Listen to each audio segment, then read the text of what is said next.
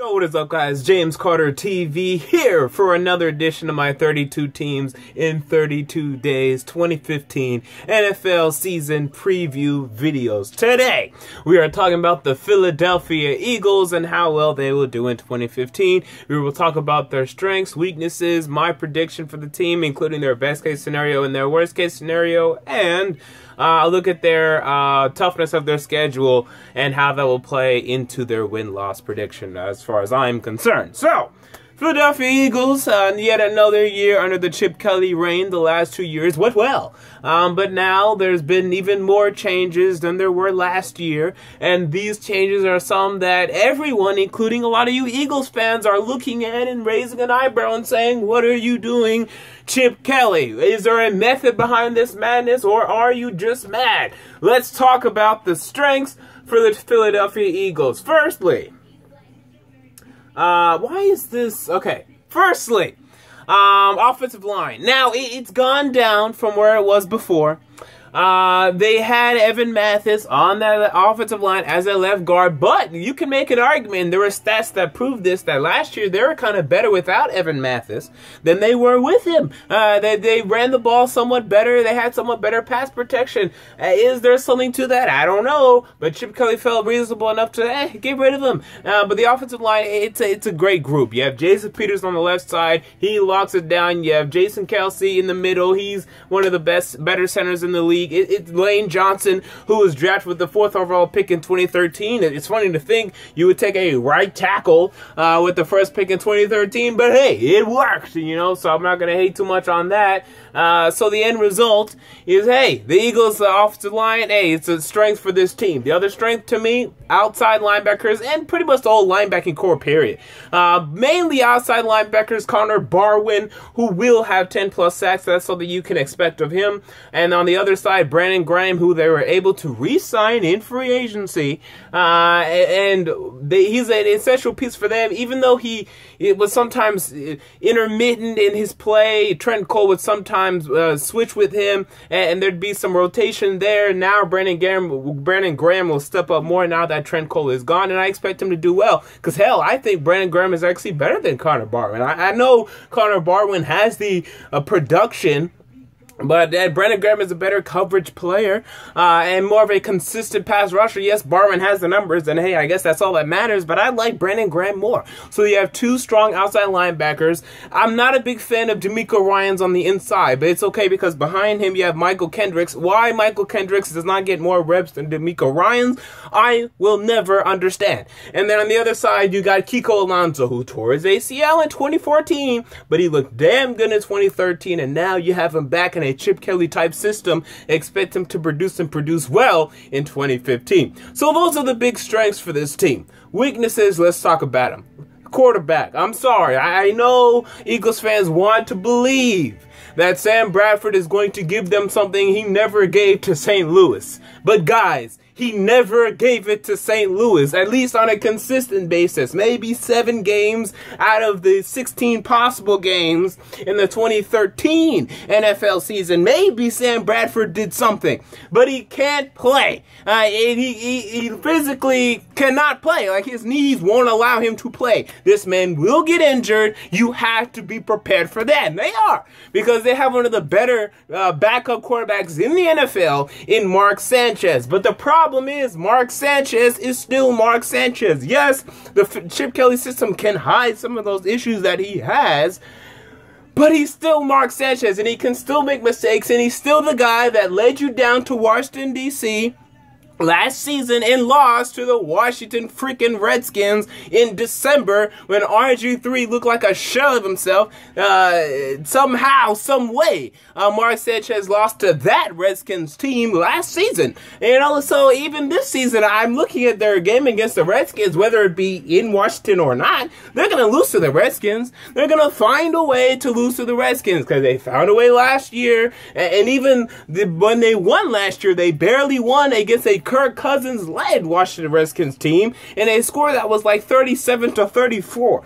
And despite the talent on this Eagles team, defensively, they can't, sometimes they just let up too many points. You're like, how are we letting up these points? Our defense is pretty talented. I just talked about our linebacking core. On the defensive line, we have Fletcher Cox and Vinnie Curry, who's so good. He's even a backup because he can't get reps because of the deep talent we have on the defensive line. And on the secondary, that's where the work needs to be done. But Malcolm Jenkins, hey, he's pretty good. Now, who's going to be working next to him? Walter Thurman. They're talking about moving him to safety. I don't like that. I know. Trust me, Eagles fans. I know Chip Kelly likes his safeties to be versatile, likes them to be able to cover and what have you.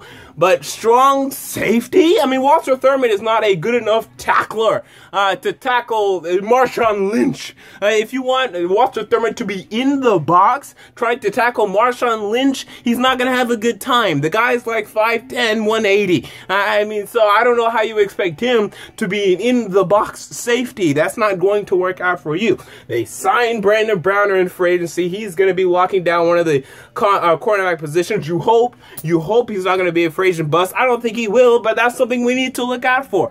We need to look out for that. That is a possibility, whether or not we want to admit it or not. You drafted Eric Rowe. What will he do? I wasn't a big fan of him coming out of Utah, but hey, maybe he'll produce, as a rookie for you. Overall, I like the defense. The offense, weaknesses, I don't like the receivers. Now, I love Jordan Matthews. I wish my Tennessee Titans drafted him, and I wish he would have stayed in Nashville because he used to go to my university, Vanderbilt University, and I knew coming out that he was going to be pretty freaking good, and yet nobody saw this. And the Eagles saw it. They got him, and good. He's going to have another 1,000-yard seasons. Good for him. But you're relying on Nelson Aguilar. You are relying on him to be one of your outside wide receivers. And even though this is the Chip Kelly system and it's easy for wide receivers to produce in the system, it's hard if you keep throwing rookies out here and expecting them to do well. I expect Nelson Aguilar to have some issues, to have some drops early. He had some drops at USC. I thought he should have went back for another year. You'll see some of those drops come sporadically, but you'll see those issues with him. He's not ready. Josh Huff, he's okay. He's a little toy Chip Kelly likes to use. Riley Cooper, who should not be on the team. He's okay. I mean, he'll produce well. I mean, these wide receivers, they'll produce well, but they're not really, some of them, not like the Josh Huffs and the Riley Coopers of the world will produce because they're with Chip Kelly. Anywhere else, they're not producing a dime. But because they're with Chip Kelly, because they're in this offensive system, they will produce. Tight ends, okay, they're good. We have Brent Selleck, we have Zach Ertz. Now we're talking.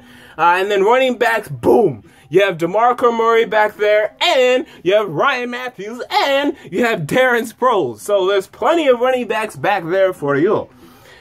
So, why don't I like this team? This quarterback issue, this situation where you have Sam Bradford, who will not play 16 games. He will not.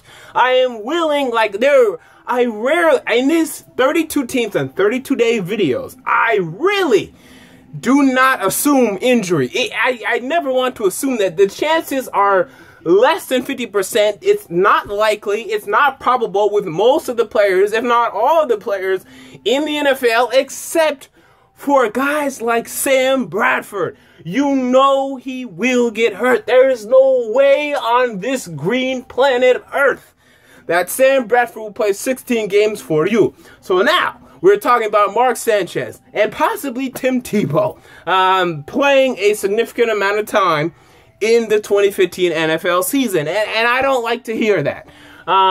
So let's look at the toughness of their schedule first before we make any, significant prediction yet. You're facing the NFC South. You're going to Atlanta, and you're going to... Who else are you going to in the NFC South? Oh, you're going to Carolina. So you're going to Atlanta and to Carolina.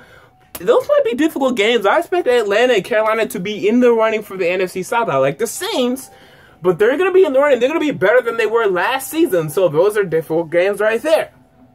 Then you are facing the AFC East. You're going to New England. That's a loss, period. I'm sorry. That's the end of that discussion.